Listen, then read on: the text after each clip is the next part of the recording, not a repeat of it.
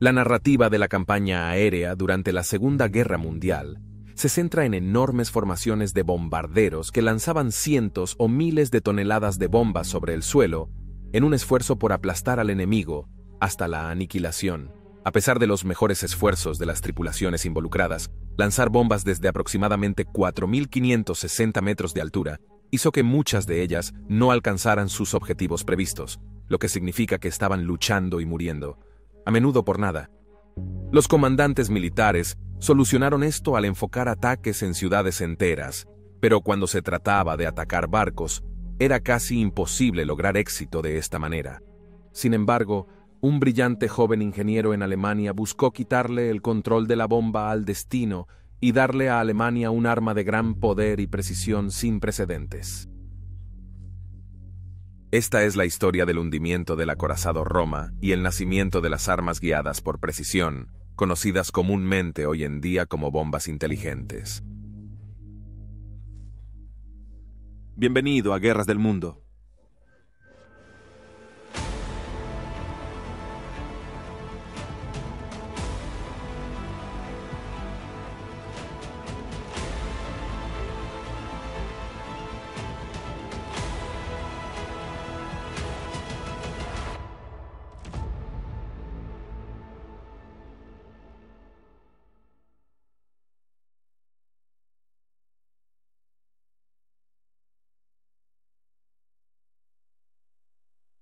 El 31 de octubre de 1922, Benito Mussolini llegó al poder en Italia, siendo nombrado primer ministro por el rey Emmanuel III, después de la llamada Marcha sobre Roma, realizada por miles de seguidores del Partido Nacional Fascista de Mussolini.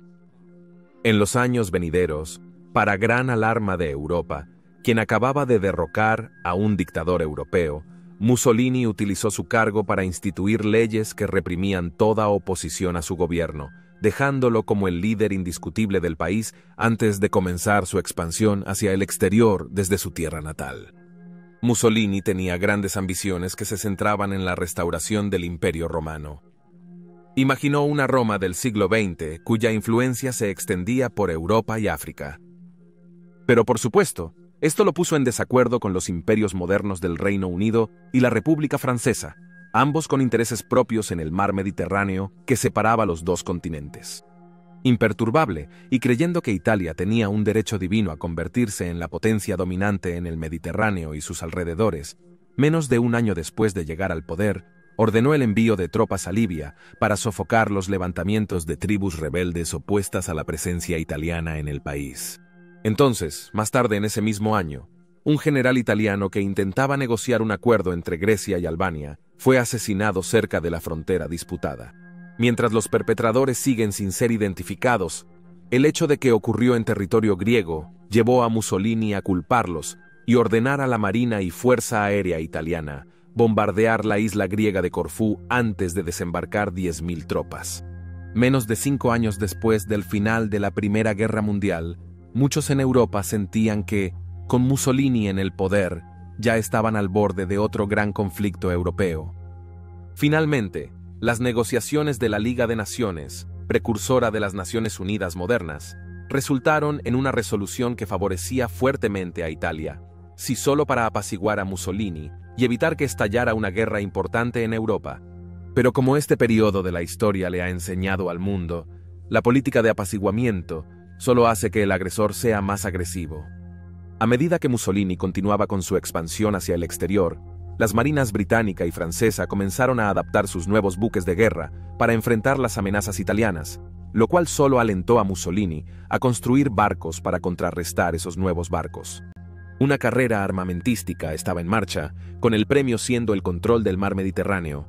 En 1932, la Armada francesa comenzó la construcción de 2 acorazados rápidos, que tenían como objetivo contrarrestar la flota de cruceros pesados de Italia y los nuevos acorazados de bolsillo de la clase Deutschland de Alemania.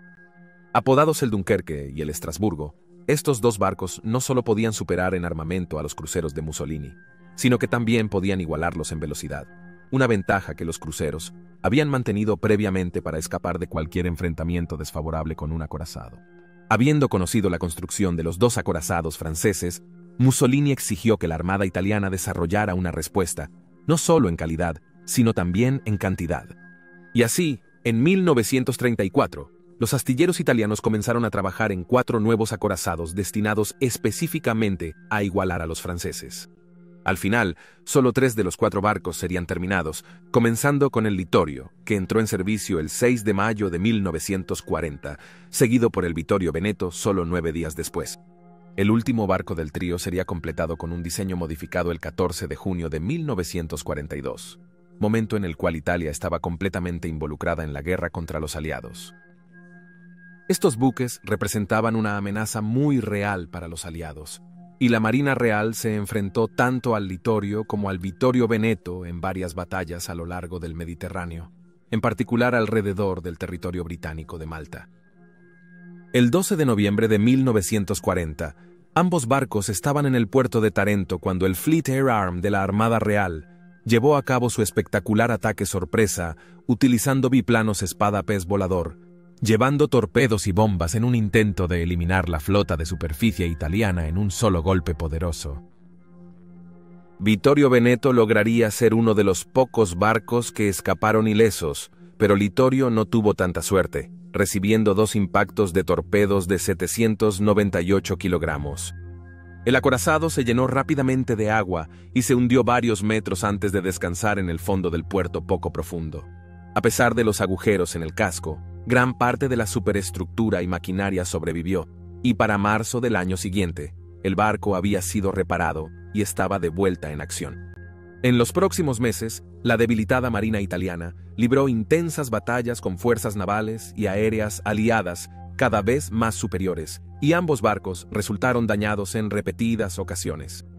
Fue con cierto alivio, por lo tanto, cuando el tercero de la clase de acorazados se completó en 1942, con comandantes navales italianos ansiosos porque el nuevo barco se involucrara y, con suerte, tuviera un impacto significativo en los aliados, que ahora incluían un gran número de buques de guerra estadounidenses. El nuevo barco iba a ser nombrado Roma en honor a la capital italiana y hogar del antiguo imperio que Mussolini buscaba restaurar.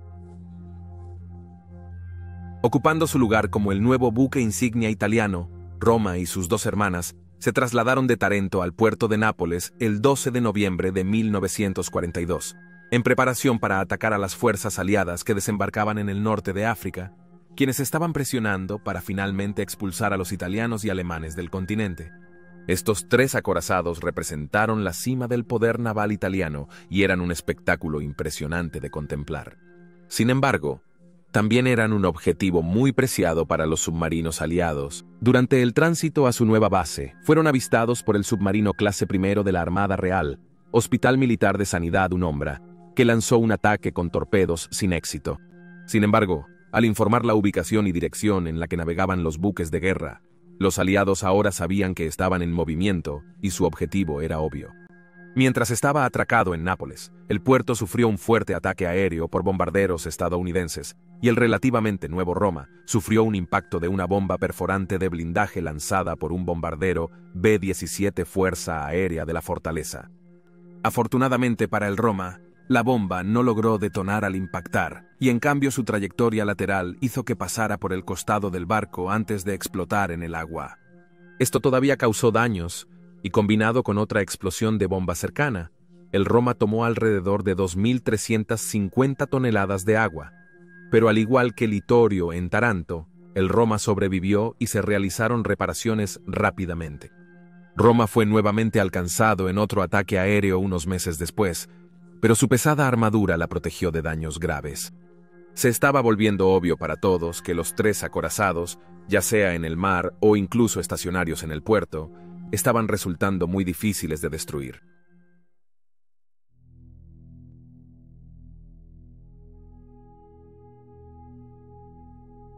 La Guerra Civil Española, que se libró entre 1936 y 1939, fue algo así como un anticipo de lo que finalmente llegaría con la Segunda Guerra Mundial.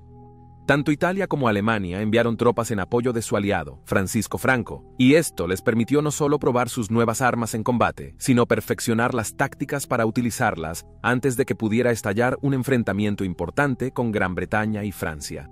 Una de las lecciones que aprendimos y que fue reforzada por la experiencia alemana en combate durante el conflicto fue que acertar a un barco desde un bombardero en nivel, como un Dornier o un Heinkel, era lo suficientemente difícil cuando el barco no se movía. Pero cuando lo hacía, el único factor decisivo a favor de un impacto directo era a menudo la suerte a la antigua. Las inmersiones poco profundas, las bombas más pesadas que se desviaban menos de sus puntos de mira y las más ligeras en ataques a menor altitud ayudaron en cierta medida a aliviar el problema, pero todas tenían sus desventajas. Y por supuesto, la amenaza del siempre creciente número de cañones antiaéreos que se estaban instalando en los barcos nunca podía ser anulada. Mientras tanto, en la Alemania nazi, la industria de la aviación de Hitler estaba enloquecida por construir aviones más nuevos, mejores y más avanzados para satisfacer la sed de dominio militar de su Führer sobre Europa y más allá. Como consecuencia, los fabricantes siempre estaban en busca de ingenieros talentosos para ayudarles a desarrollar el siguiente arma que pudiera llamar la atención de Hitler y otorgarles un lucrativo contrato de producción. Uno de esos ingenieros fue el Dr. Max Kramer, nacido en Colonia el 8 de septiembre de 1903. Para la década de 1930, este ingeniero relativamente joven ya era una autoridad destacada en el campo de la aerodinámica y las superficies de control de las aeronaves. Fue mientras Kramer trabajaba en el Centro Aeroespacial de Alemania en 1938 que se le encomendó responder a una pregunta. ¿Podría una bomba lanzada desde un avión a gran altura ser guiada hacia un objetivo? Fue una propuesta intrigante y una que Kramer rápidamente comenzó a tratar de responder. Sabía que tenía que comenzar con la bomba en sí, y luego agregar superficies de control aerodinámico direccionables que mantendrían la bomba volando hacia el punto de mira. Pronto comenzó a dibujar bocetos de una bomba equipada con pequeñas alas y una cola en forma de caja, dentro de la cual había alerones direccionables que cambiarían la trayectoria de la bomba al redireccionar el flujo de aire. Al final, Kramer se decidió por 3 conjuntos de sistemas de control aerodinámico de spoilers, 2 de los cuales controlaban el arma en los ejes de cabeceo y guiñada bajo el control del operador en la aeronave de lanzamiento. El tercer conjunto controlaba el eje de balanceo del arma y era automático, siendo controlado por un giroscopio a bordo que mantenía la bomba estable durante su único y último vuelo hacia la Tierra. El arma guiada recibió instrucciones del operador a través de un enlace de control de radio en la aeronave de lanzamiento, con el receptor aéreo ubicado en la cola. Usando este enlace de radio, el operador podría instruir a la bomba para que ajustara su trayectoria, manteniéndola bloqueada en el objetivo. Un método de orientación conocido en la jerga militar moderna como mecanismo de control de lanzamiento de satélites o comando manual a la línea de visión. Mantener la vista en una bomba que cae rápidamente y guiarla hacia un objetivo era una tarea difícil, incluso para los aviadores más agudos.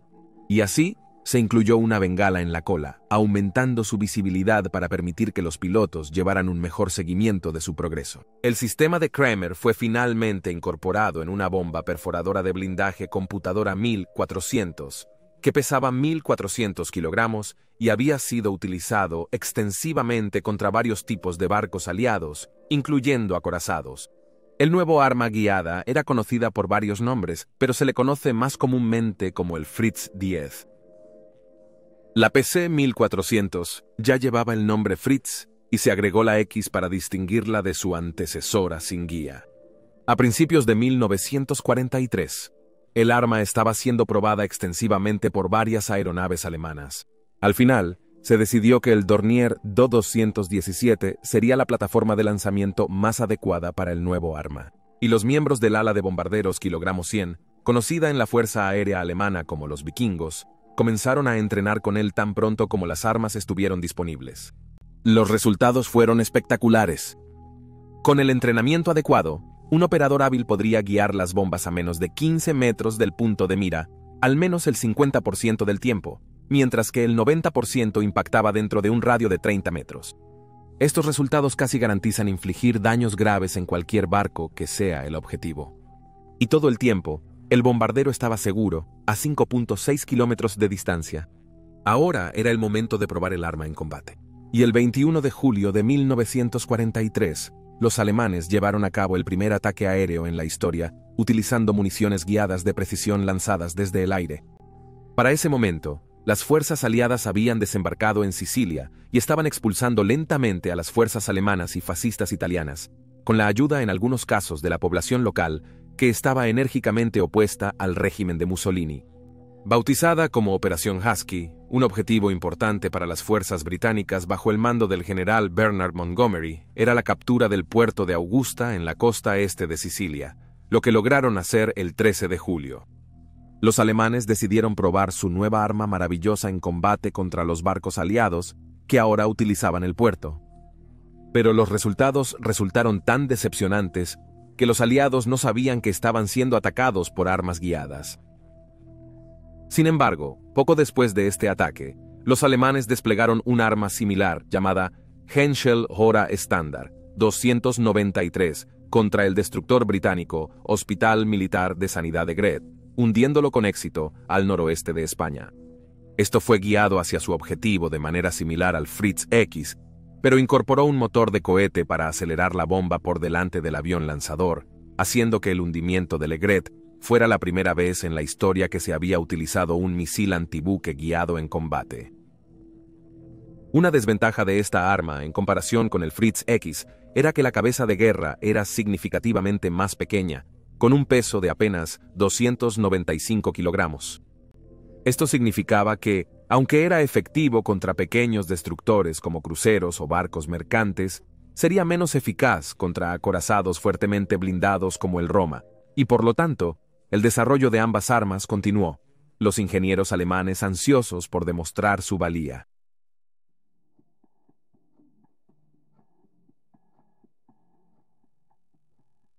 Mussolini alguna vez soñó con grandes batallas en las que su ejército lograría victorias gloriosas y construiría el nuevo imperio romano del siglo XX, pero la realidad demostró ser todo lo contrario. Sus campañas contra los británicos y los griegos habían sido desastres totales, y en ambos casos tuvo que ser rescatado por el ejército de la Wehrmacht de Hitler. El ejército de Italia estaba en estado de pánico, y la base de apoyo militar e industrial simplemente no estaba a la altura de la tensión de luchar en conflictos tan modernos. Y con Hitler ya no interesado en pelear con ellos, en lugar de centrarse en la Unión Soviética, el norte de África se perdió y se convirtió en una base desde la cual los bombarderos aliados y buques de guerra podían amenazar el sur de Italia, culminando en la invasión de Sicilia antes de avanzar finalmente hacia el territorio continental italiano.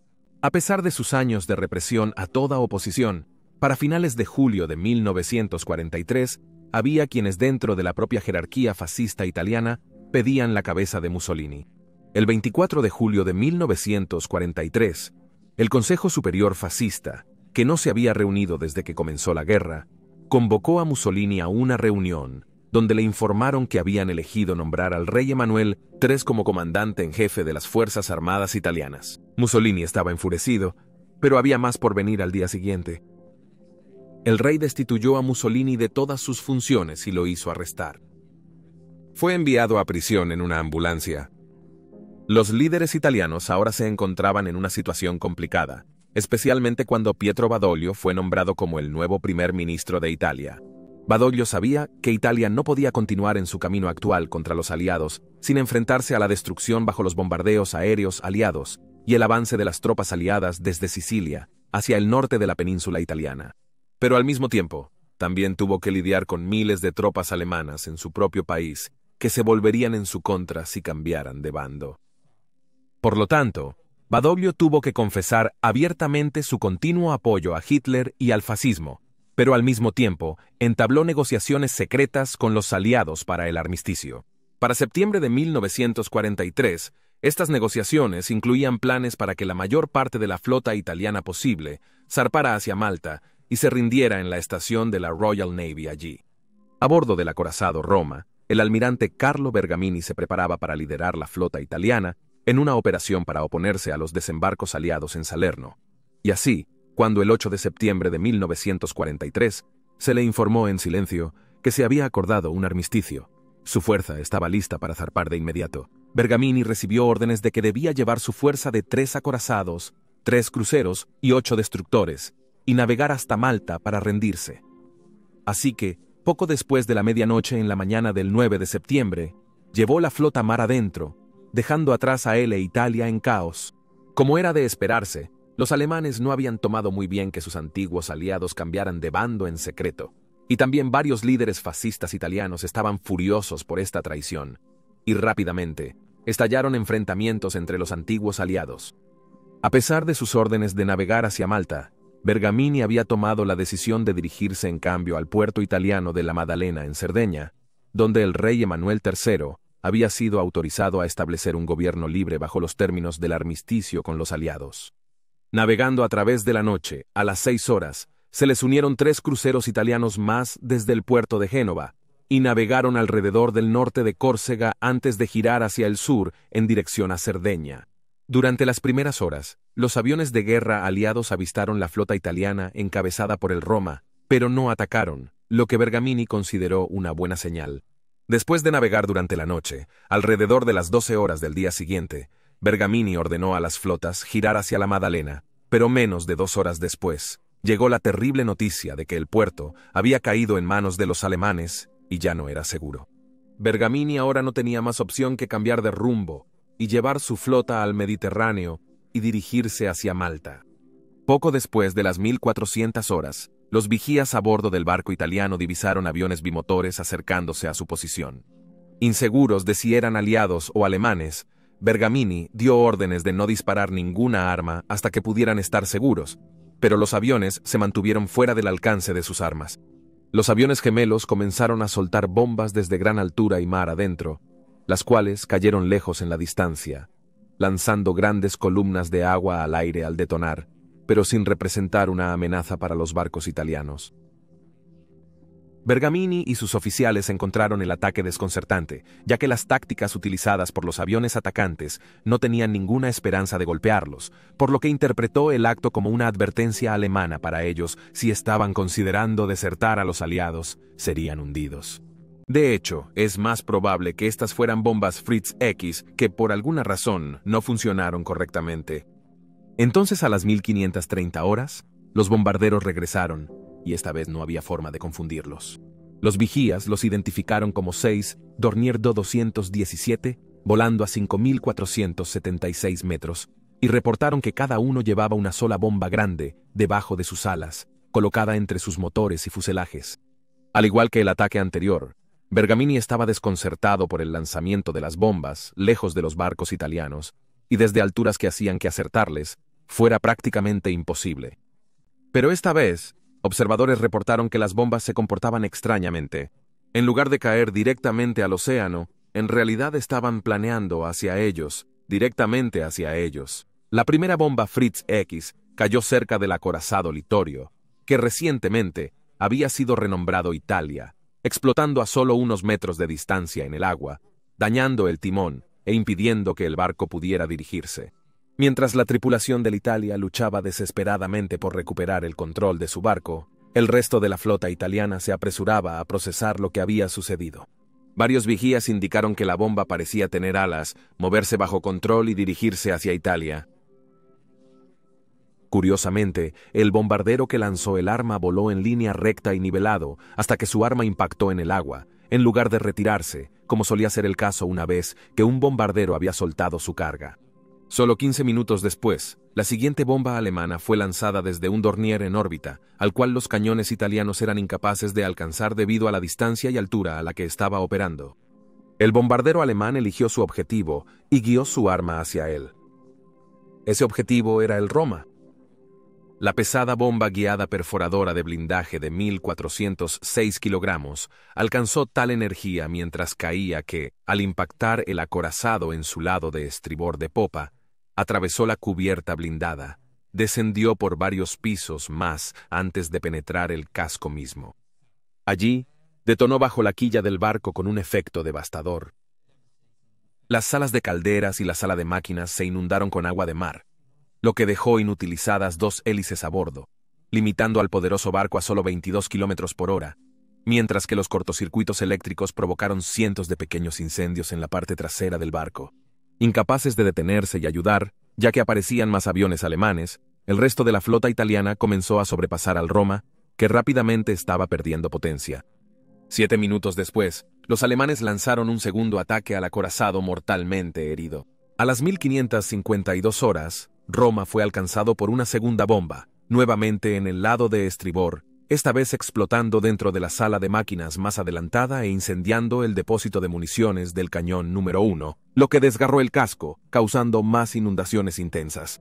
Unos momentos después, las cámaras del segundo torreón explotaron, haciendo volar todo el torreón hacia el cielo y destruyendo la superestructura frontal en el proceso, matando a Bergamini, quien había sido totalmente incapaz de contrarrestar las armas alemanas que se utilizaban en su contra. En las cubiertas superiores, el que alguna vez fue un barco hermoso, era un desastre de metal chamuscado y retorcido, envuelto en humo y llamas, mientras que abajo el agua llenaba rápidamente cada espacio en cada cubierta. A las 1612 horas, Roma estaba en sus últimos momentos y comenzó a hundirse. Primero se inclinó antes de volcar, y luego partirse en dos, desapareciendo bajo las olas a las 1615 horas, llevando a 1253 de su tripulación a una tumba acuática.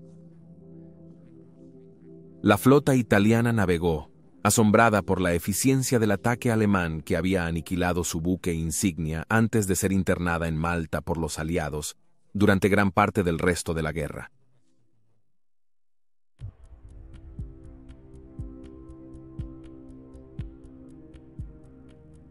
El Fritz X, poco después del ataque al Roma, el Fritz X fue utilizado nuevamente en combate contra los aliados, dañando a los cruceros estadounidenses United States Ship Savannah y United States Ship Philadelphia, así como al crucero británico Hospital Militar de Sanidad Uganda y al acorazado Hospital Militar de Sanidad Warspite.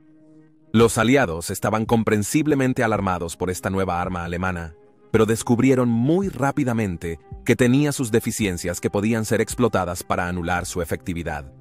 La señal de radio que controlaba el arma, por ejemplo, se descubrió que era propensa a interferencias, convirtiéndola solo en otra bomba sin guía. Esto significa que no solo el Fritz X ayudó a forjar el primer capítulo en armamento inteligente, sino que también tuvo un papel en el nacimiento de la guerra electrónica, otro componente clave en los conflictos modernos. Sin embargo, el obstáculo más grande para que los alemanes pudieran utilizar el arma a su máximo potencial radicaba en el hecho de que el avión lanzador tenía que volar en línea recta y nivelada hasta que la bomba alcanzara el objetivo, para permitir que el operador viera el objetivo durante toda la duración de su vuelo. Con cada día que pasaba después del hundimiento del Roma, la Fuerza Aérea Alemana iba perdiendo cada vez más el cielo frente a los aliados, quienes podían enviar oleadas de cazas contra cualquier incursión aérea alemana. Un bombardero volando en línea recta y a nivel era, por lo tanto, una presa fácil para los Mustangs, Hellcats y Spitfires fuertemente blindados. Si el Fritz X hubiera aparecido 2 años antes, podría haber hecho una contribución mucho más significativa al esfuerzo de guerra alemán. Tal como está, el hundimiento del Roma por esta temprana bomba inteligente simplemente encendió la llama para las bombas guiadas de precisión altamente avanzadas, extremadamente precisas y extraordinariamente letales de hoy en día. Y ahí tienes la historia del acorazado Roma y el nacimiento de la bomba inteligente. Por favor, comenta abajo con tus opiniones y reacciones. Y recuerda darle me gusta a este video y suscribirte para apoyar al canal. Gracias por ver y nos vemos la próxima vez.